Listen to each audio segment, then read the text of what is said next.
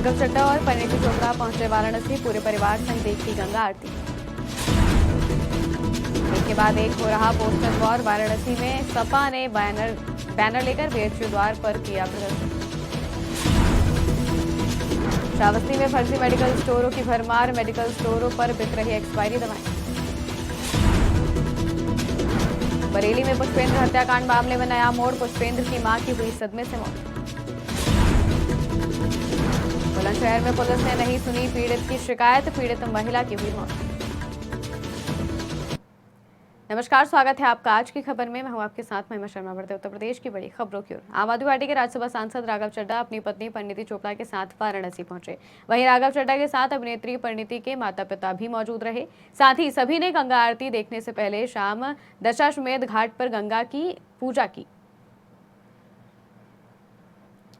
उत्तर प्रदेश की राजनीति में पोस्टर वॉर की एक नई घटना देखी जा रही है, जहां समाजवादी पार्टी ने बैनर लेकर काशी हिंदू विश्वविद्यालय द्वार पर प्रदर्शन किया, जिसमें बीएचयू में छात्रा से गैंगरेप के मामले में भाजपा आईटी सेल से संबंधित आरोपियों की ओर इशारा करते हुए समाजवादी पार्टी ने तंज कर लिखा कि यहां न दिखे भाजपाई, छात्राएं हैं घबराई। बता दें कि ये पोस्टर मुख्यमंत्री योगी आदित्यनाथ के बयान "जहां दिखे सपाई वहां बिटिया घबराई" पर पलटवार के रूप में देखा जा रहा है। जिस तरीके से योगी आदित्यनाथ जी जो मुख्यमंत्री हैं अंड कबंड बयान दे रहे हैं, बिगड़ैल बयान दे रहे हैं अपना, और बोल रहे हैं जहां दिखे सपाई वहाँ बिटिया घबराएं, तो मैं उनसे ये आपके सम्मानित इलेक्ट्रॉनिक चैनल के माध्यम से मैं उनको बताना चाहता हूँ कि अपनी आँखों की मोतियाबिंद का ऑपरेशन कराएं। जो आँख में उनके काली पट्टी लगी है वो अपने काली पट्टी का इलाज कराएं। इसलिए कि मैं बनारस में एक बैनर मैंने बनवाया जिसमें उन 3 बलात्कारियों का फोटो मैंने लगाया जो भारतीय जनता पार्टी के कार्यकर्ता और नेता थे, आईटी सेल के मेंबर थे, और ये दर्शाते हुए कि जहाँ दिखे भाजपाई वहाँ छात्राएं और बेटियां हैं घबराई। एक काशी हिंदू विश्वविद्यालय सिंह द्वार से मैंने मार्च निकाला और मैं जनता को हम लोग ये जागरूक करना चाहते हैं कि जहाँ दिखे भाजपाई वहाँ छात्राएं और बेटियां हैं घबराई। क्योंकि भारतीय जनता पार्टी के नेता और कार्यकर्ता इसी काशी हिंदू विश्वविद्यालय में, जहाँ के बनारस के सांसद देश के प्रधानमंत्री के संसदीय क्षेत्र में एक छात्रा के साथ एक शैक्षणिक संस्था के अंदर बलात्कार किया और गैंगरेप किया, उसके बाद भी उन लोगों का बिटिया का बेचारी का उसका FIR नहीं लिखा गया। जब समाजवादी लोग रोड पर आए, समाजवादी लोग जब अधिकारियों से मिले तो जाकर उसका मुकदमा लिखाया, और मुकदमा लेकर जब वो जेल जाता है, जेल से आने के बाद यहाँ का स्थानीय विधायक उन्हें माला पहनाता है और माला पहनाकर उसको केक खिलाता है, लड्डू खिलाता है। इससे आप समझ सकते हैं कि अपराध का फैक्ट्री और बलात्कारियों का फैक्ट्री कौन चला रहा है और इसके CEO कौन है। श्रावस्ती में फर्जी मेडिकल स्टोरों की भरमार हो गई है, जहां मेडिकल स्टोरों पर एक्सपायरी दवाएं बिक रही हैं और अशिक्षित लोग मेडिकल स्टोर चला रहे हैं, जिसके चलते लोगों की जान के साथ सरेआम खिलवाड़ हो रहा है। लेकिन स्वास्थ्य महकमा इसमें अपनी नाकामी छुपाने में लगा हुआ है। बरेली में हुए बहुचर्चित पुष्पेंद्र हत्याकांड मामले में पुष्पेंद्र की मां की सदमे से मौत हो गई, जिसके बाद परिजन शव लेकर SSP ऑफिस पहुंच गए। वहीं अभी तक मुख्य आरोपी फरार है और परिजनों का कहना है कि उनकी जान को भी खतरा है। बता दें कि 5 नवंबर को पुष्पेंद्र की सरेआम गोलियों से भूनकर हत्या कर दी गई थी। मैं एक शिक्षिका हूँ। मेरा स्कूल का नाम प्राथमिक विद्यालय रामगंगा नगर बित्री से चैनपुर से हूँ। मैं थाना जो हमारा लगता है वो होता है। मेरे भी पति का 5 तारीख को मर्डर हुआ है पुष्पेंद्र गंगवार के नाम से, और उससे 2-4 साल पहले मेरे देवर का मर्डर हुआ है, इनकी वाइफ ये है। जनवरी में 4 साल हो जाएगा। तो पहले आरोपियों ने मेरे देवर को मारा, एक आरोपी अभी भी जेल में है, 3 उन्होंने मेरे हस्बैंड को मार दिया। क्योंकि फैसला आने वाला था, जजमेंट आने वाला था पहले केस का, तो उन्होंने इनको साफ कर दिया कि ये नहीं रहेंगे तो ये जजमेंट ये कोई लड़ ही नहीं पाएगा केस। और उन्हीं के गम में मेरी आज सास की डेथ हो गई है, बेटे के गम में। आज 6 दिन हो गए हैं, कोई मुख्य आरोपी पकड़ा नहीं गया है और लगातार दबिश हो रही है। पुलिस बहुत कोशिश कर रही है, लेकिन उसके बाद भी आरोपी पकड़े नहीं गए हैं अभी तक। 4 पकड़े हैं सर, उसमें अदर पकड़े हैं पूछताछ के लिए। जो मुख्य आरोपी है वो अभी तक नहीं पकड़े गए हैं, जिन्होंने विपिन सिपिन और गौरव जिन्होंने।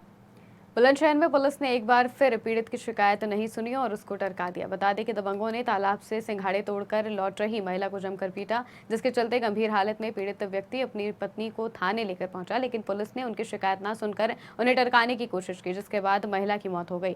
वहीं इस मामले में मीडिया की एंट्री होने के बाद पुलिस के उच्च अधिकारियों ने संज्ञान लिया, साथ ही इस घटना में जाँच शुरू कर दी है।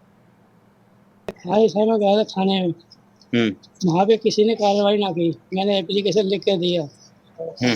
हाँ, कोई तो कह रहा है इसके लगी है तो मर गई है, मरी तो नहीं है, जिंदी है। मेरी नहीं थी, मरी वरी तो नहीं है अभी। ये मैंने कुर्सियों पर डाल दी, वहाँ पे मैं कपड़े वपड़ा उड़ा के डाल दी मैंने।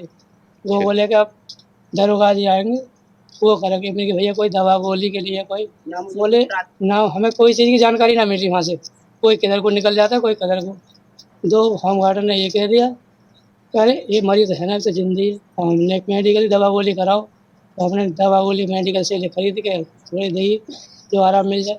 और इन्होंने कह दिया कि 1 घंटे बाद हम तुम्हारे पास पहुँच रहे हैं। 1 घंटे 24 घंटे हो गए, अभी तक ना छावा कोई। थाना अहमदगढ़ के पापड़ी गांव में दो पक्षों की महिलाओं में आपस में वाद विवाद एवं मारपीट हो गई थी, जिसमें आज पुलिस को एक सूचना प्राप्त हुई, जिसमें बताया गया कि कल की मारपीट के कारण एक महिला जिनका नाम है श्रीमती सुनीता देवी, पत्नी श्री ओमकार सिंह की मृत्यु हो गई है। पीड़ित परिवार की तहरीर के आधार पर थाना अहमदगढ़ में मुकदमा संख्या 286/24 समुचित धाराओं में पंजीकृत कर लिया गया है। यह मुकदमा 3 नामजद महिलाओं के विरुद्ध पंजीकृत कराया गया है, जिसमें से 2 महिलाएं व्यस्क हैं एवं एक नाबालिग है। 2 व्यस्क महिलाओं से पुलिस द्वारा हिरासत में लेकर पूछताछ की जा रही है एवं अग्रिम विधिक कार्रवाई की जा रही है। थाना अहमदगढ़ के पापड़ी गांव में 2 पक्षों की महिला।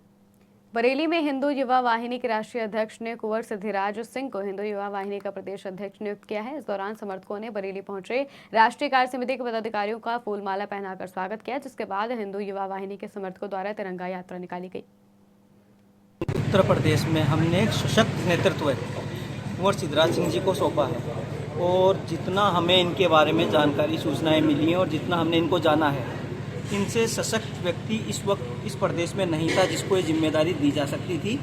और ये जिम्मेवारी राष्ट्रीय कार्यकारिणी ने मेरे बड़े भाई अनिल सिंह खेड़ा की सहमति पे कुंवर सिद्धराज सिंह जी को दी। उत्तर प्रदेश अध्यक्ष जी का और पूरी हिंदू युवा वाहिनी की कार्यकारिणी का मैं हृदय से आभार धन्यवाद करता हूँ। उन्होंने मुझे जिस कार्य के लिए चुना है कुछ सोच के चुना हूँ, और ये चुनना जो है अभी कार्य समापन नहीं है, ये कार्य शुरुआत का जो है आगाज़ है।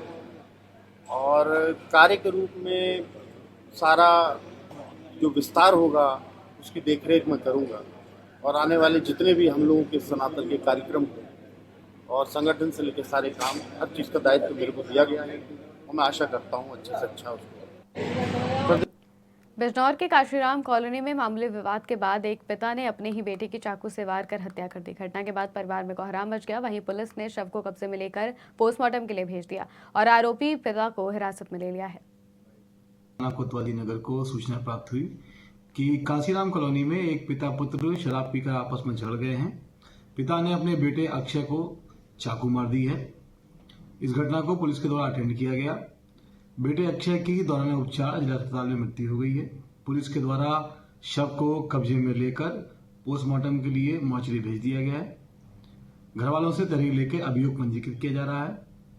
अभियुक्त को हिरासत में ले लिया गया है। अन्य विधिक कार्रवाई प्रचलित है। कोतवाली नगर को पीलीभीत में बड़े पैमाने पर नकली डीएपी खाद की तस्करी हो रही थी। बता दें कि कृषि विभाग ने चेकिंग के दौरान बोलेरो पिकअप को पकड़ा, जिसमें से बड़ी मात्रा में नकली डीएपी खाद के 50 कट्टे बरामद हुए। वहीं मुखबिर की सूचना पर यह बड़ी कार्रवाई की गई है, जिसके बाद कृषि विभाग ने नकली खाद तस्कर को गिरफ्तार कर लिया। ये एक सूचना मिली थी अभी रात के 11:30 बजे, और गुप्त सूचना के आधार पर यहाँ पर जो आसाम चौराहा पे पेट्रोल पंप है वहाँ पर ये चेकिंग की गई।